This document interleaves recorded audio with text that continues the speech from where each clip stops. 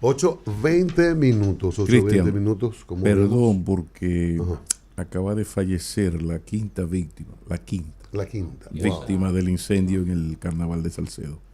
Se trata de aquel Diloné que murió mientras estaba ingresado en cuidados intensivos de la unidad de quemados del Hospital Infantil Arturo Grullón de Santiago. Publica el periódico. Otro niño. Entonces son 4 niños. 15 Y un adulto. y un adulto. Dios, qué terrible. El desfile de carnaval, el Ministerio de Cultura lo suspendió ayer domingo, Claro, precisamente por esto, y claro. es una decisión acertada. Un carnaval es celebración, es una expresión cultural, pero es celebración. Y aquello ocurrió como parte de las celebraciones culturales de este pueblo, y se desfila al final en Santo Domingo. Y la verdad es que es un hecho lamentable, muy lamentable.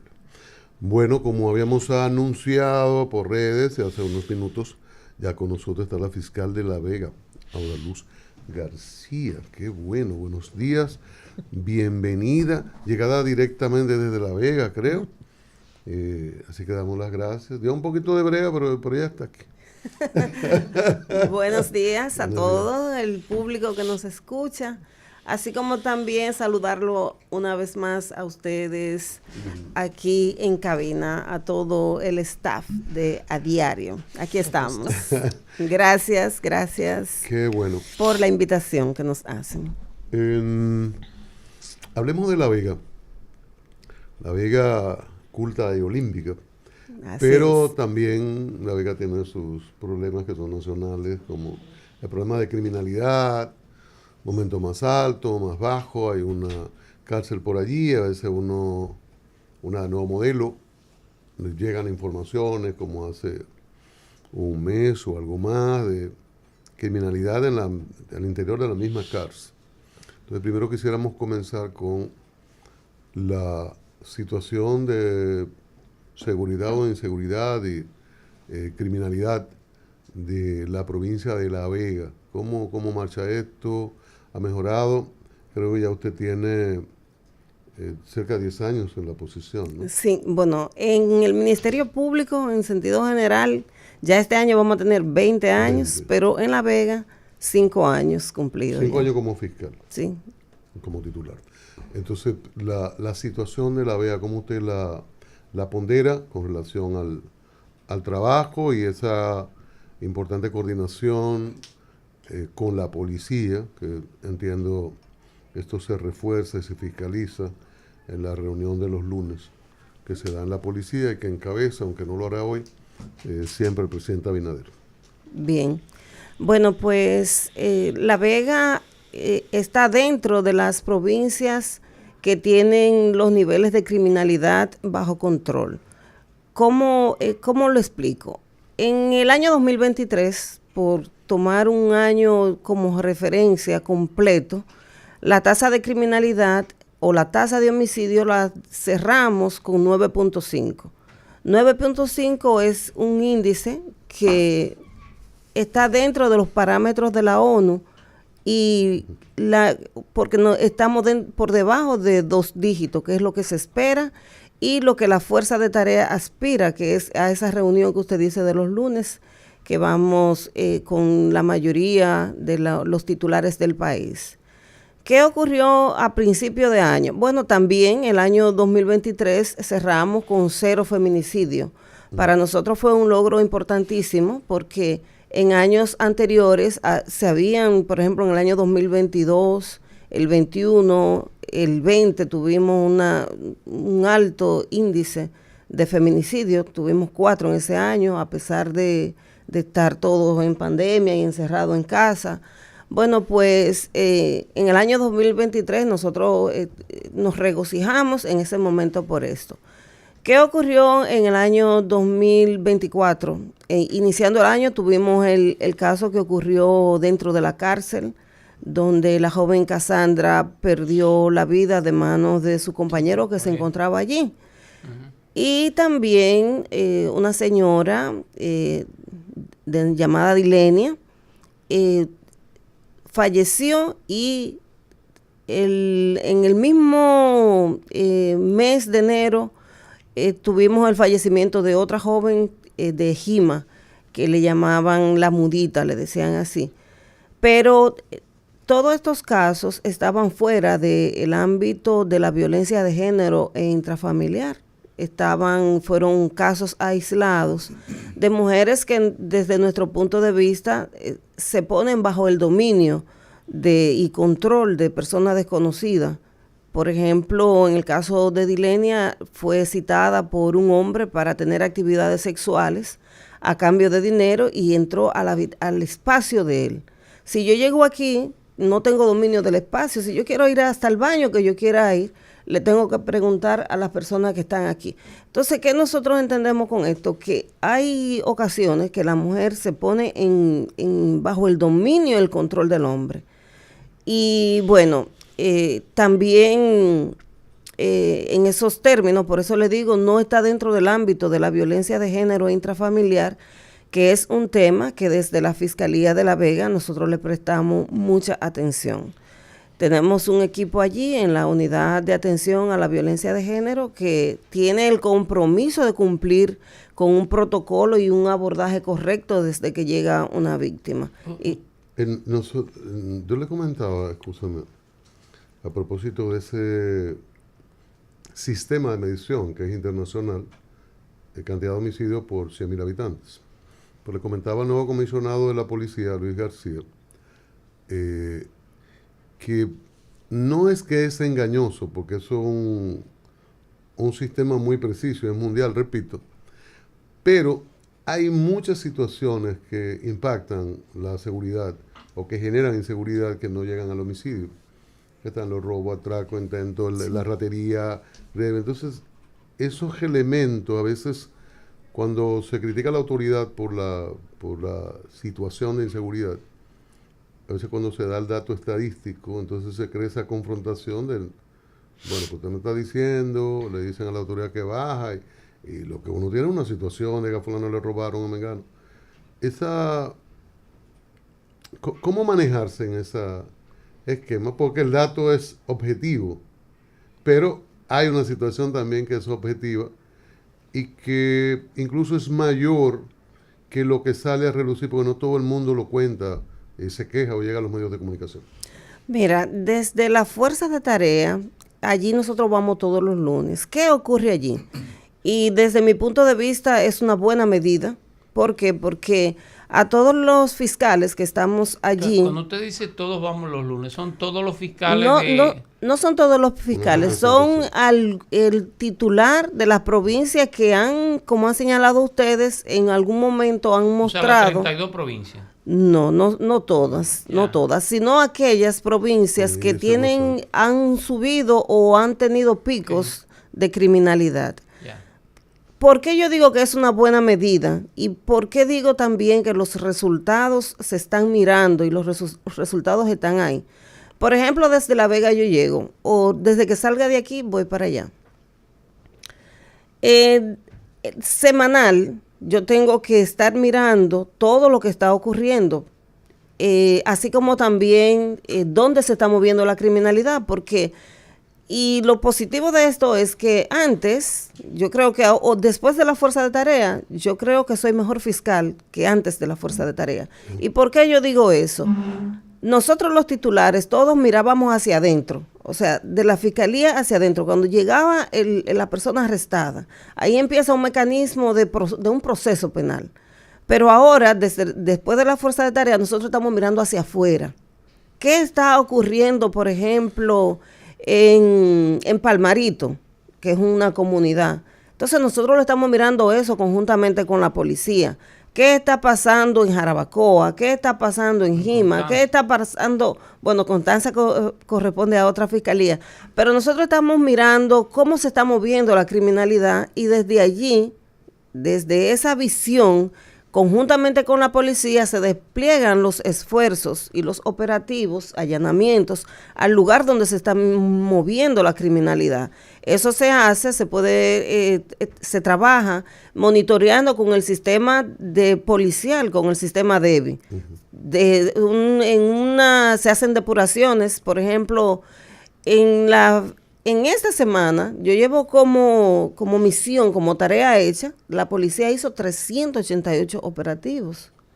En esa semana que pasó, del 9 al 16 de marzo, nosotros llevamos 7 operativos hechos, allanamientos hechos, sistemático, dirigido, enfocado a donde se está moviendo la criminalidad. Usted lleva uno de los casos más importantes a nivel nacional, y es el caso del señor Mickey López y de la esposa de la diputada, aunque la diputada tiene ya una jurisdicción, ya está, creo que está para fondo inclusive.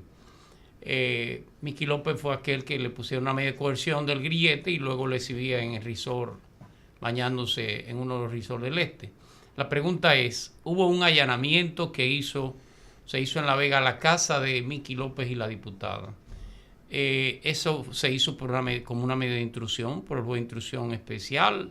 ¿Quién lo ordenó? Número uno, ¿y qué se encontró? Si es posible decir cuál fue el acta de levantamiento que se hizo. Si la última actuación fue un secuestro a ese espacio, esa casa está dentro de la espacio? No entiendo. De la casa. Para que la gente lo entienda. Sí.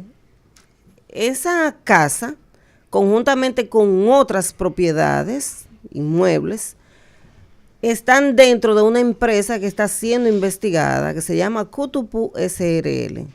Esa casa no está a nombre de Mickey López.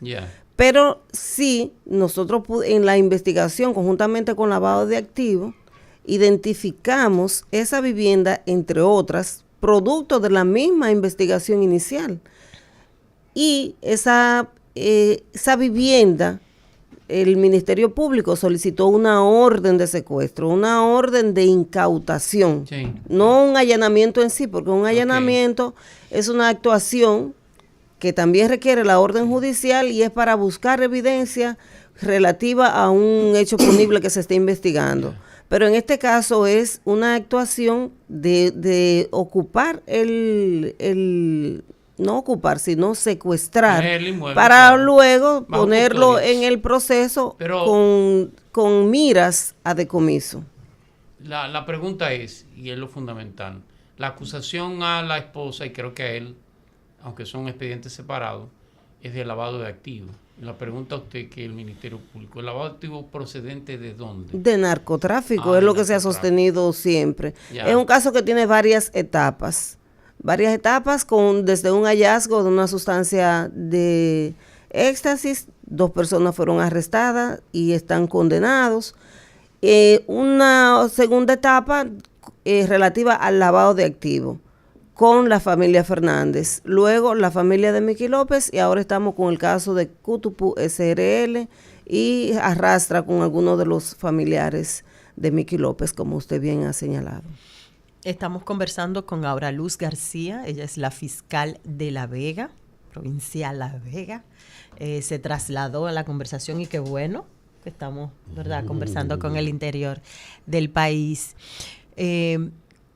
¿Cómo cuánto se lleva un expediente en tiempo cuando llega a la fiscalía y es procesado? ¿Han mejorado los tiempos en ese sentido?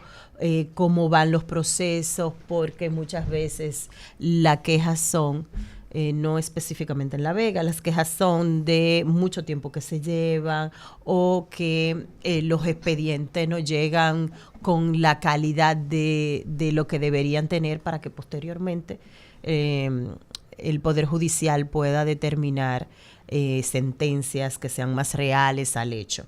¿Cómo va eso allá en La Vega? Y si ha habido algún proceso de mejora de tiempo que se haya incorporado. Sí, los tiempos procesales han mejorado bastante. Nosotros, desde que llegamos a la jurisdicción, impulsamos el compromiso de trabajar los casos en tiempo oportuno. En tiempo oportuno se estiman los tiempos procesales, los tiempos que el mismo código establece. Desde que se impone una medida de coerción privativa de libertad, el Ministerio Público tiene un plazo de 3 meses para presentar el acto conclusivo. Nosotros estamos trabajando dentro de ese plazo. Son escasos las intimaciones que nos hace el juez pero muchas veces cuando nos intiman a presentar el acto conclusivo, ya nosotros lo estamos esperando porque probablemente hemos hecho alguna solicitud, alguna actuación de investigación y esperamos que llegue ese resultado. Por ejemplo, una prueba de ADN que demora un poquito más que cualquier otra evaluación física que se le haga a una persona. Entonces, en lo que llega ese elemento de prueba que es necesario para la acusación, entonces pueden intimarnos 1 o 2 casos al mes. Pero en general el Ministerio Público está al día, la unidad de género está al día 100% con los casos que entran a la unidad.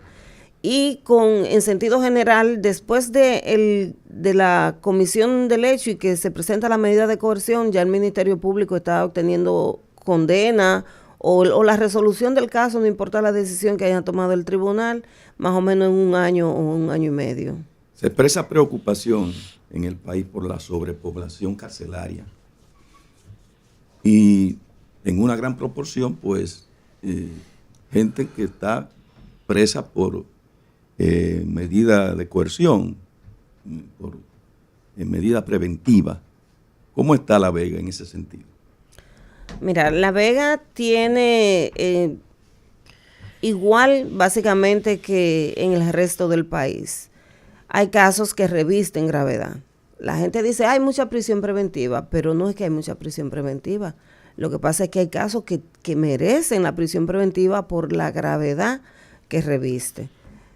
Mucha gente dice, que hay muchos presos, pero cuando a la persona le toca a sí mismo, dentro de un proceso, porque le han violado a una hija, porque le mataron a su papá, entonces no ven otra opción que no sea la prisión preventiva como medida cautelar mientras termine el proceso. Nosotros como Ministerio Público también lo vemos así, porque un caso donde no se toman las medidas correspondientes, adecuadas, puede generar otro caso de mayor gravedad. Por ejemplo, siempre yo pienso que los homicidios requieren una prisión preventiva. ¿Por qué yo digo eso? No es que nosotros muchas veces dicen el Ministerio Público siempre lo que quiere es prisión preventiva, pero casi siempre, pero en casos graves es la medida idónea, es la que va a garantizar los fines del proceso. Se habla de mucha prisión preventiva, pero si se empiezan a medir las rebeldías que tienen todas las fiscalías del país, entonces se comprenderá un poquito mejor esto. No se puede prevaler de su falta. Explícale qué es la rebeldía. Una rebeldía es cuando una persona ha sido sometido a una medida de coerción y es citado o está dentro de un proceso y es citado y no comparece. El tribunal dicta la rebeldía y ordena arresto en su contra. El sistema, magistrada, no se puede prevaler de su falta, comencé a decir. Como no lo puedo retener, como se me puede escapar, como no cuento con las herramientas de un país, no vamos a decir civilizado, pero con grandes recursos, yo lo hago preso, porque puede incurrir en rebeldía.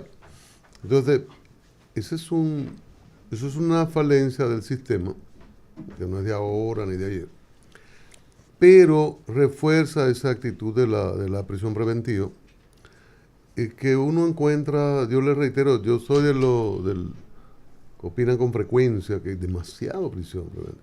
Es como, yo no sé cuál es la proporción allá, pero es difícil que el Ministerio Público entienda que la gente debe quedar en libertad. Es materia de titular cuando, por ejemplo, creo que era un político o funcionario, lo acusaron de viajes ilegales, que dijeron, lo dejaron en libertad. E incluso a veces los medios titulan cuando no se le coloca la prisión que está libre, como si estuviese fuera del proceso. Y ahí volvemos al populismo judicial. El Ministerio Público pide, porque el hecho llegó a los medios, el juez también concede, porque yo no voy a cargar con eso que los medios están comentando, y los medios, si dejan a la persona, la mandan a su casa para que espere el proceso, los medios se dejan en libertad a ladrón o ni siquiera acusado. Entonces hay como una situación ahí de... Tráncalo.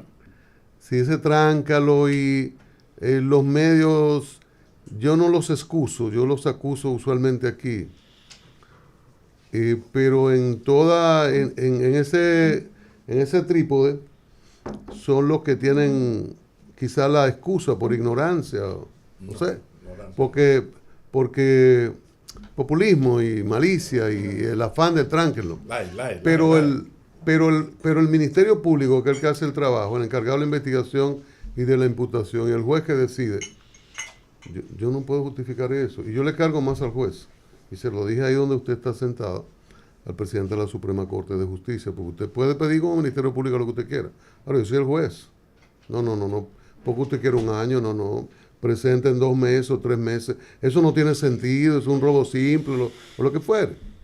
Magistrado, escúcheme la exposición. Si se hace un análisis con respecto a la prisión preventiva y versus rebeldías, son mucho más las rebeldías, pero no es únicamente vamos a mirar que la persona está privada de libertad y no la prisión preventiva por sí misma, sino también que aparte de la gravedad de los hechos, el código, la norma procesal, señala que el juez tiene que mirar, otras características. Sí. ¿Cuáles son esas características? Bueno, vamos a mirar los arraigos que tiene el imputado. ¿Dónde vive esta persona? Una persona tiene estabilidad, no tiene sí la tiene, porque tiene estabilidad familiar, tiene algún tipo de cohesión social, tiene la familia que le respalda. La carta de la Junta de Vecinos que no falta nunca. Y entonces, cuando se analiza la carta de la Junta de Vecinos, como usted dice, un hombre serio, el tipo es un ladronazo. Tiene un acta de nacimiento, pero tú tienes que te están acusando de un homicidio. Entonces se pone en una balanza. ¿Cuáles son esos arraigos? A mí, por ejemplo, podría tener arraigo porque tengo un domicilio conocido, tengo un trabajo estable o que puedo justificar, ¿verdad? Que tengo cierto arraigo para conocer un proceso. Si el hecho es muy grave, un hecho muy grave con una sanción muy alta, es muy probable que haya una sustracción del proceso. O sea, que es muy probable. La condena previa. Pero yo tengo otras preguntas. El asunto es muy serio, porque esa práctica se ha convertido ya en una cultura de la cual uno de los principales protagonistas negativos somos nosotros, la prensa, porque la prensa es la que le mete presión al fiscal. Y una manera de un fiscal quedar bien es trancarlo. Porque incluso la inmensa mayoría posiblemente ni sabe que eso del trancar puede ser incluso parte de una trama para favorecer al acusado. Porque lo importante es la sentencia definitiva. Pero hay una subcultura dominante, ¿no? Terrible. Pero quería preguntarle, el Ministerio Público se la ha comido en lo que tiene que ver en la lucha contra la impunidad. Se ha avanzado mucho en la lucha contra la corrupción administrativa y en el tema de la impunidad. Aplausos. Ahora, dicho esto, se tiene la percepción de que ha sido más de lo mismo. Que, por ejemplo, las mafias que controlan el sistema penitenciario siguen igual o empeorando, a pesar incluso de denuncias responsables con nombre y apellido. Los fiscales del distrito, los fiscales del país, se reúnen de vez en cuando como Ministerio Público. ¿Hay alguna reunión para darse cuenta y para hablar de esa percepción que se tiene de que, salvo esos aplausos, doña Miriam, Germán, Jenny, Camacho, muy bien, se hizo lo que nunca se había hecho, perfecto, muy bien. Ahora, en la lucha judicial del día a día, se tiene claro de los problemas. Mira, se habla de eso. Por ejemplo, en mi caso, siempre estamos mirando lo que está ocurriendo en la jurisdicción donde somos responsables, ¿verdad? Pero que el sistema penitenciario tiene graves problemas allí en La Vega. Sí, nosotros tenemos 2 cárceles, tenemos la cárcel pública, la Concepción, y también tenemos el CCR, el Pinito. El sistema. En esa cárcel, ustedes han visto que han sido epicentro de criminalidad. Sí. Y ¿La Concepción es control de quién, perdón? ¿Del ejército? La Concepción está bajo el ejército Y el Pinito está bajo la Procuraduría, bajo el nuevo modelo de gestión. Decir, no se diga más, magistrada. El ejército. Después que tú dices, está en manos del ejército, no se diga más. Ejército. Bueno, sí yo diga más, creo que los esfuerzos se están haciendo. Creo que hay una dinámica distinta, hay un compromiso para poder dar respuesta a esos niveles de criminalidad que se generan desde allí. Si nosotros hacemos una mirada de 15 años atrás, es mucho lo que se ha logrado. Creo que falta mucho más. Por ejemplo, ustedes saben que tenemos investigaciones abiertas de los hechos que han ocurrido tanto en el CSR El Pinito. El último caso es el de Alejandro Vidal, donde resultó envenenado dentro de una celda de máxima seguridad. Nosotros en ese caso hemos identificado corrupción en el aspecto del CCR. Inclusive hay un supervisor que está bajo prisión preventiva. La investigación ha establecido que ha tenido vinculación, que ha facilitado la comisión de ese hecho atroz que pone o hace ver como un sistema débil y permeable, y eso nosotros con responsabilidad lo hemos estado trabajando. Pero, señora fiscal, ¿no sería más adecuado que usted admita aquí que hay cosas que, en la medida en que es un sistema nacional por encima de su rango, usted no puede controlar? Usted puede tener felices iniciativas, buenas intenciones, pero la corrupción del sistema penitenciario la desborda a usted. Caminar al interior de las cárceles, tú te das cuenta hasta por los puntos de venta de productos. O sea, es una mafia tolerada, socialmente aceptada, y que no hay fiscal, por más Auraluz García que se llame, que pueda con eso. Por eso le digo... Es más, no se mueva mucho, que la quito. Por eso le digo que en esa investigación, porque nuestro trabajo no está, no nos corresponde la administración ni mirar lo que está ocurriendo en la cárcel a nivel administrativo. Claro. Ahora bien, por eso le digo que en ese caso nosotros tuvimos que entrar en acción y hemos identificado actuaciones que son meramente corruptas y que, por ejemplo, en la cárcel nosotros vimos específicamente en la celda donde donde están los internos de máxima seguridad, había una antena. Esa antena no la puede entrar, o sea, uno de los internos que están ahí no la podía entrar. El Ministerio Público pero también autoridad sobre las cárceles. Pero también encontramos celulares que están prohibidos, porque sabemos todo lo que ocurre con los celulares. En un allanamiento se ocupó un arma de fuego, entonces... Y lo saben y lo quieren. Entonces sabemos, y por eso les digo, yo no vengo aquí a negar que hay hay retos pendientes, pero a medida que nos encontramos con los problemas, con los hechos, con los casos, lo confrontamos y tomamos las medidas que correspondan. ¿Cuándo entraron a la cárcel del ejército? Bueno, después de la muerte de Cassandra, se hizo... después de eso no han entrado, porque no van a entrar si no hay un hecho. Sí. Entonces, nosotros... Lo absurdo es cuando Pablo le dice que desborda a una fiscal.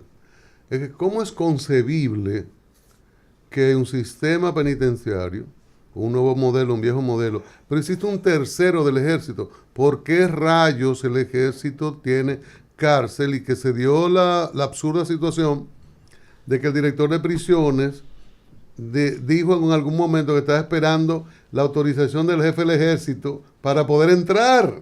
Por eso quiero exonerar a la fiscal.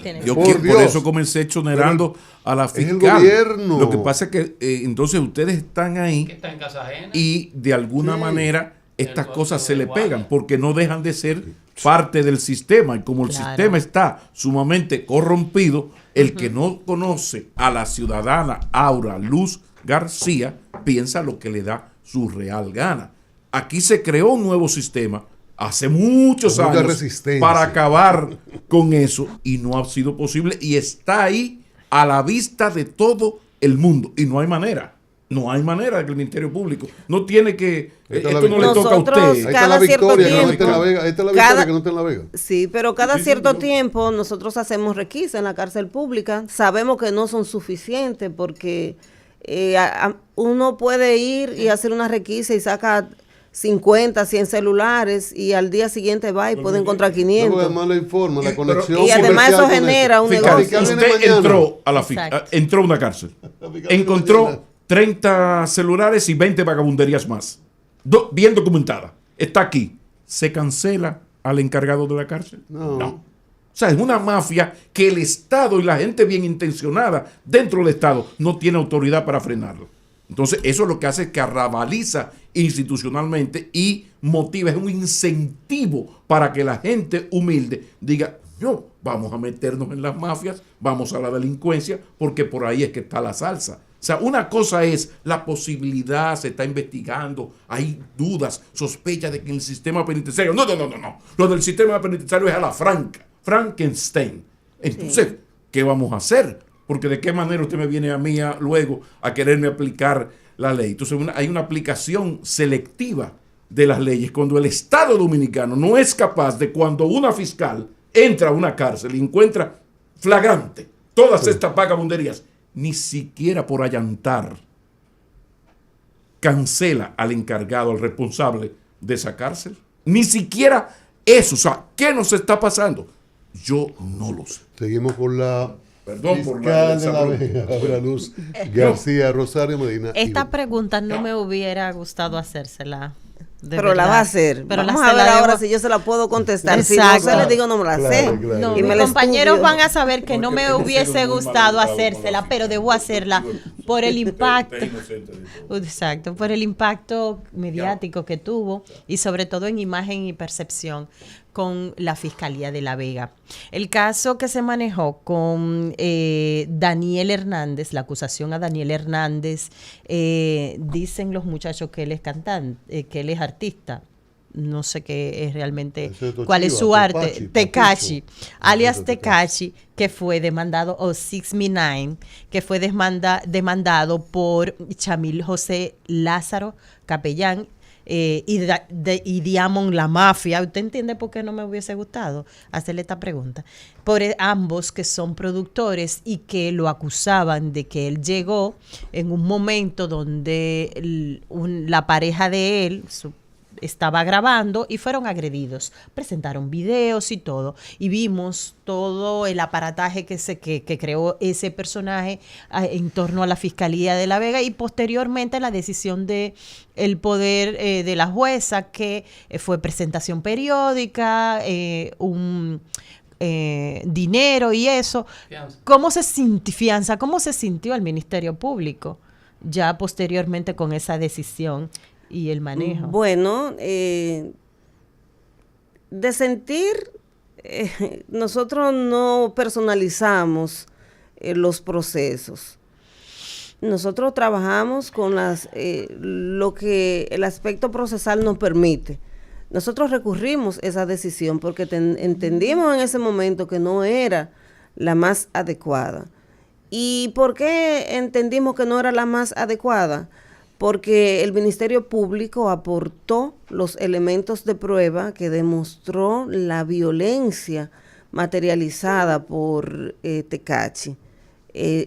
Hay evaluaciones médicas, existe, o sea, nadie puede creer que en un estudio de grabación de dos jóvenes de pueblo, que llega una figura internacional, le va a abrir a golpes desde que llegó. Entonces, el tiempo de la entrada del artista y el conflicto fue 1 minuto, de 1 a 2 minutos. Entonces, quedó claro, para la investigación queda claro que el artista llegó y de inmediato le entró a golpes a las 2 personas que estaban ahí.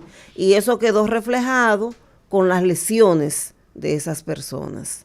Así como también con el espacio de, por ejemplo, las sillas alteradas, la escena,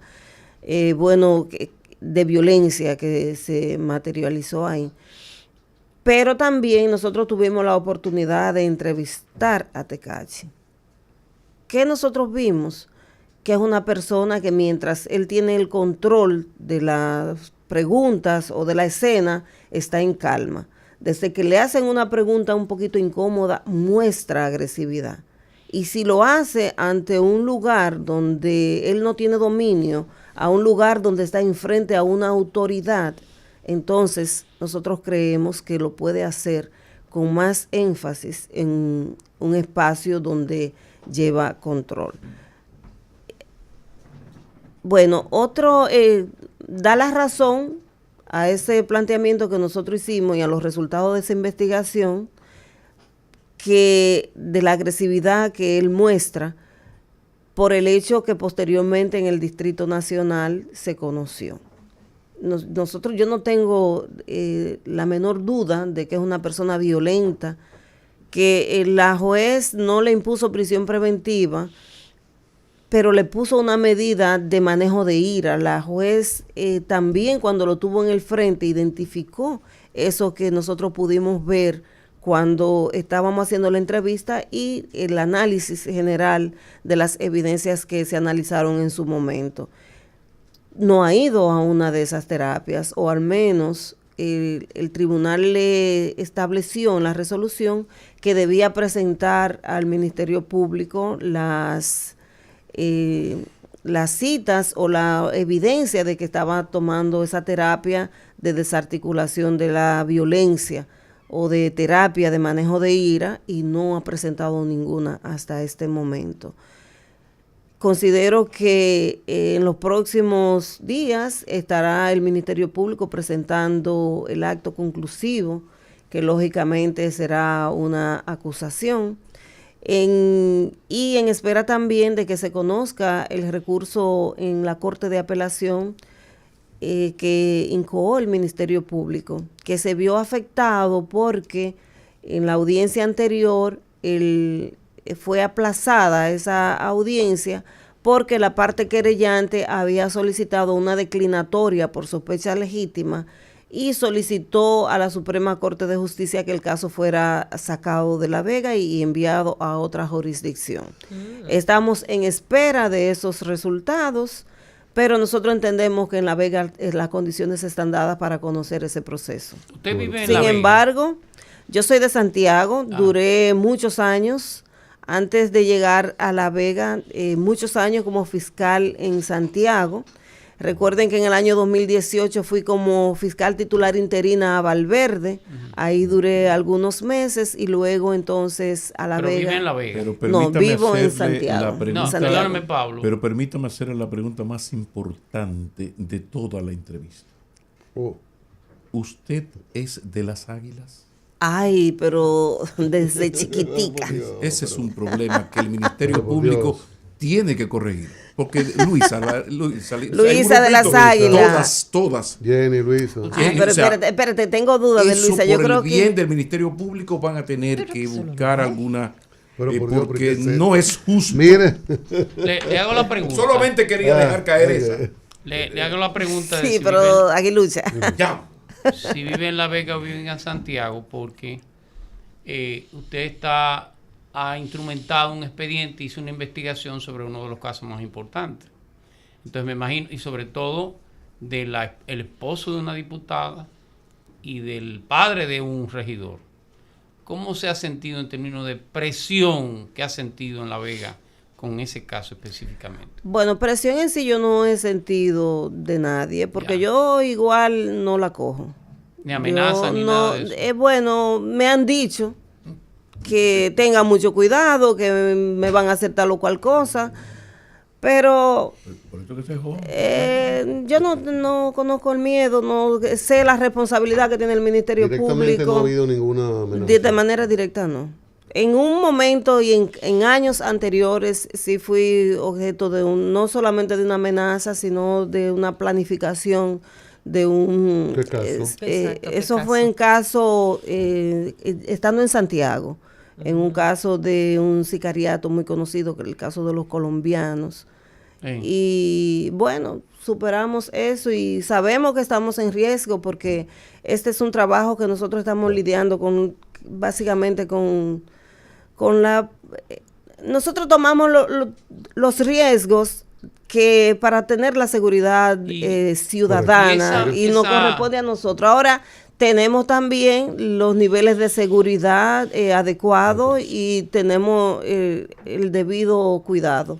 Pero no vamos a dejar de accionar ni vamos a dejar de hacerlo con la ley y la Constitución establece que nosotros tenemos que hacer por miedo. Ahorita hemos hablado mucho de la cárcel y es sumamente preocupante que la no idea está bajo su control de la modalidad como fue eliminado uno de los presos que tenía que ver con un tema de narcotráfico en Santiago, fue envenenado. Sí. Entonces, ¿cómo pasa un veneno? ¿Cómo pasa los filtros de seguridad? Un veneno hasta llegar hasta un preso. ¿Y cómo se va a evitar que ese no sea una modalidad nueva de ahora en adelante en el sistema carcelario? Mira, Alejandro Vidal ya se tenían las informaciones. ¿Ese fue el muerto? Sí, el muerto que estaba condenado a 10 años por narcotráfico en Santiago. Santiago, sí. En aquel momento me tocó de una manera u otra interactuar en ese caso estando yo en Santiago. Bueno, pues ya desde, creo que en cualquier cárcel donde Alejandro Vidal estuviera, iban a haber los atentados en su contra. Y eso lo digo porque en la investigación desde Dirección de Prisiones se nos informó a través de certificaciones que constan en el expediente y de medida de coerción, y por eso lo menciono en este momento, porque son ya de las evidencias que se vertieron en ese caso. Y ya se tenía información de que una persona que tiene también o está vinculada al mundo del narcotráfico o microtráfico, mejor dicho, que es una de las peores cosas que le ha pasado a este país, el microtráfico, desde mi punto de vista. Bueno, ya lo había amenazado y lo estaban moviendo de diferentes cárceles para protegerlo. Por eso estaba en el Pinito. ¿Pero cómo entra un veneno? Bueno, en este caso fue nosotros podemos identificar un complot para eso y por eso con autoridades incluidas. Nosotros tenemos uno de los supervisores del CCR que está privado de libertad por este caso, porque las instrucciones, que él tenía o que en el centro se tenía, todos los supervisores de allí, es que si a Alejandro Vidal le entregaban un proceso alimenticio, como ellos le llaman, son las comidas, había que hacerle una fotografía y mandarlo a superiores. Pero del jugo verde nadie hizo una fotografía. Nadie podía entrar. ¿La foto eliminaba el veneno? Porque eso es como no lo eliminaba, pero es un control. O sea, el control que se quería tener desde Dirección de Prisiones era ese, que no pasara nada, y si pasaba, se sabía quién lo pasaba, a qué hora lo pasaba y qué pasaba. Pero de ese jugo verde que lo digo con conocimiento de causa, porque en la autopsia fue encontrado esa sustancia y también en un residuo que estaba dentro, un pesticida altamente mortal denominado metomil. Wow. Le causó la muerte de manera inmediata. Corrupción en cárceles. Corrupción. En el proceso electoral pasado, transición dramática, los fiscales hay un fiscal electoral y los fiscales de cada provincia tenían actuaciones. En ese caso, ¿qué pasó en La Vega? Hubo investigaciones, hubo sometimientos, denuncias sobre delitos electorales. Mira, nosotros conformamos el equipo de fiscales para delitos electorales. Nos formamos para eso, yo encabecé ese equipo y la Junta Central Electoral, el Procurador Nacional para Asuntos Electorales también participó, Iván Félix, y bueno, nos formamos. El día de las elecciones, nuestro equipo estuvo ahí avisamos a través de las redes sociales que el Ministerio Público iba a estar ahí. Llegamos bien tempranito en la mañana, no llegaron denuncias. Cuando vimos que no había denuncia, entonces nosotros decidimos personalmente, vamos a parar las calles. Fuimos a varias mesas, centros electorales o colegios electorales. Inclusive hablamos con presidentes de mesa y nosotros en La Vega no pudimos identificar de forma visible compras de votos o delitos electorales, y no hubo sometimiento por eso. No encontramos, no recibimos denuncias, no encontramos casos y no hubo sometimiento. Pero nadie le cabe duda que en La Vega, si se identifica un tipo penal de cualquier naturaleza, sin importar quién sea el infractor, quién sea la víctima, pueden tener la certeza que se va a hacer una investigación objetiva y el producto de las pruebas es lo que va a decir si hay una judicialización o no. Mire, finalmente, por un asunto de falta de institucionalidad o institucionalidad afectuosa nuestra, los funcionarios que quedan de una administración a otra le quieren poner colores. Y en algún momento los fiscales, pero sobre todo las fiscales, fueron objeto de una campañita ahí, una guerrita intensa, de baja intensidad, pero queriéndole poner colores en su caso. Se mencionaron nombres, que no voy a volver a eso. Le afectó, le afectó el trabajo. ¿Qué pasó? Bueno, yo le puedo decir que yo elijo mis batallas. Y esa batalla, yo dije, esa no me toca. ¿Por qué? Porque lo primero es que cuando uno se conoce a sí mismo, tiene una identidad propia, sabe quién uno es y sabe de dónde uno viene, que es mi caso, entonces podrán decir lo que digan. Lo que yo tengo que asegurar es que lo que están diciendo es mentira. Exacto. ¿Por qué? Porque mi comportamiento ha sido el correcto. Y entonces son mis actuaciones y yo procuro que en el aspecto personal y en el profesional esté revestido de integridad y en el marco de la ética.